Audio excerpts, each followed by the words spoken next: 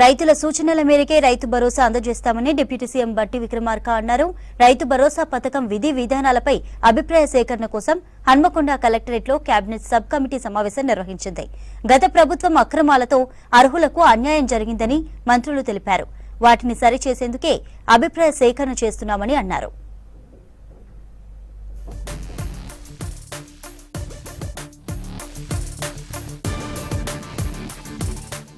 రైతు భరోసా పథకం విధి విధానాలపై అభిప్రాయ సేకరణ కోసం హన్మకొండ కలెక్టరేట్లో కేబినెట్ సబ్ కమిటీ సమావేశం నిర్వహించింది.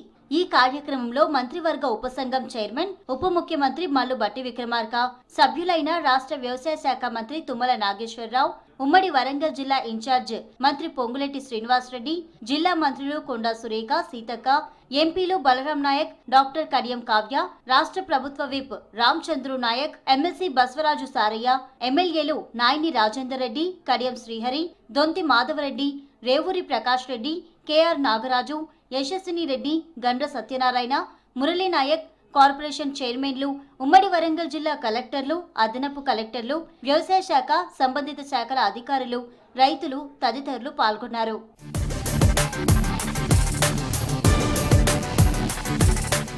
ఎన్నికల సందర్భంగా ఇచ్చిన హామీలో ఇప్పటికే మహిళలకు ఉచిత బస్సు ప్రయాణం, 200 యూనిట్ల విద్యుత్ లాంటి పథకాలు అమలు చేశామని చెప్పారు మల్లుబట్టి విక్రమార్క.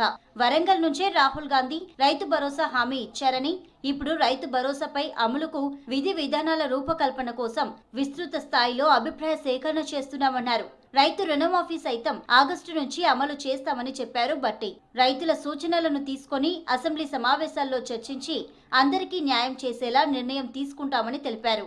రైతులకు బీమా సౌకర్యం కల్పించేందుకు సీఎం రేవంత్ రెడ్డి ప్రయత్నిస్తున్నారని, ఇన్సూరెన్స్ కంపెనీలతోనూ చర్చలు జరుపుతున్నామని చెప్పారు ఉప ముఖ్యమంత్రి బట్టి విక్రమార్క.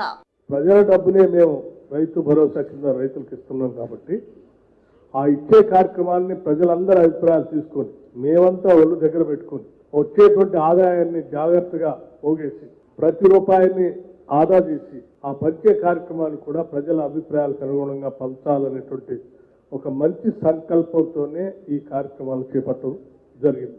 ప్రజల అభిప్రాయమే గవర్నమెంట్ జీవోగా రాబోతుంది. మేము తీసుకునేటువంటి ఒక చారిత్రాత్మకమైనటువంటి నిర్ణయంగా అని కూడా నాకు చెప్పడానికి ఎటువంటి సందేహం లేదు.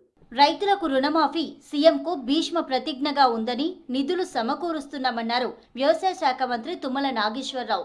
రుణమాఫీ ఖచ్చితంగా అమలు చేస్తామని అన్నారు. రైతు బంధులో గత ప్రభుత్వం బకాయి పెట్టిన 7,562 కోట్లు రైతుల ఖాతాలో వేశామని గుర్తు చేశారు.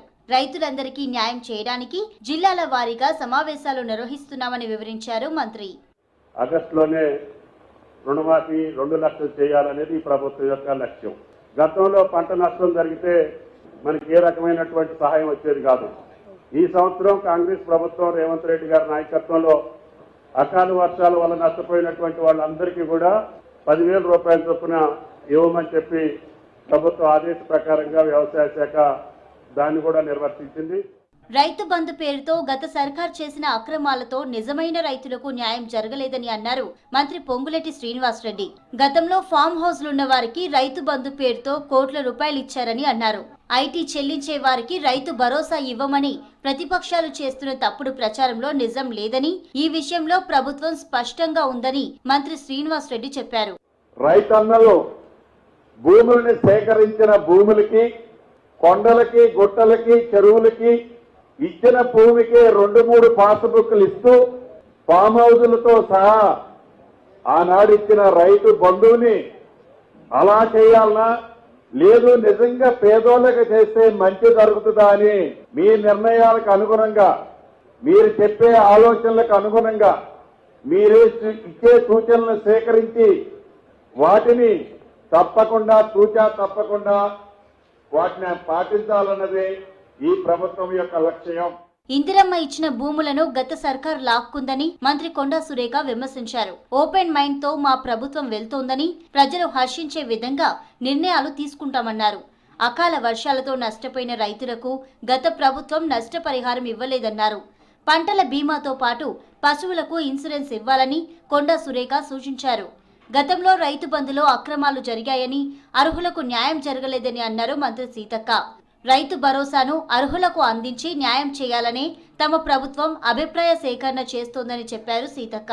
మీరు బాధపడకుండా వాళ్ళు ఉండాలి, మీరు సంతోషంగా ఉండాలి అనే ఒక ఆలోచనతోటి ఈ రైతు బంధును రైతు భరోసాగా మారుస్తూ ఎటువంటి రైతులకు ఈ రైతు బంధు అనేది ఇవ్వాలి అనేది అభిప్రాయాలు నిపుణుల నుంచి మీ నుంచి తీసుకుని వాటినన్నిటినీ కూడా మళ్ళీ పరిశీలించి మళ్ళీ క్యాబినెట్ లో ఆ తర్వాత మేము నిర్ణయం తీసుకోవాలి. ధరణి కావచ్చు ఇతరత్ర వాళ్ళు చేంజ్ చేసుకున్నప్పుడు మోక మీద ఒకరున్నారు, 40-50 ఏళ్ళ నుంచి పట్టా ఒకరికి వచ్చింది. ఇట్లాంటి అనేకం ఉన్నాయి. వాటన్నింటిని కూడా దృష్టిలో పెట్టుకొని ఒరిజినల్ గా రైతులకు మరి పంట వ్యవసాయ యోగ్యమైనటువంటి భూములకు మనము రైతు బంధు ఇస్తే, రైతు భరోసా ఇస్తే జెన్యూన్ గా రైతులకు న్యాయం జరుగుతున్నటువంటి ఉద్దేశం కూడా మాకు వ్యక్తిగతంగా ఉంది. రైతు భరోసా విధి విధానాలపై రైతులు, రైతు సంఘాలు, ప్రజాప్రతినిధులు, ఇతర వర్గాల నుంచి మంత్రివర్గ ఉపసంఘం అభిప్రాయాలను సేకరించింది. తప్పకుండా అర్హులకు న్యాయం చేస్తామని మంత్రులు తెలిపారు.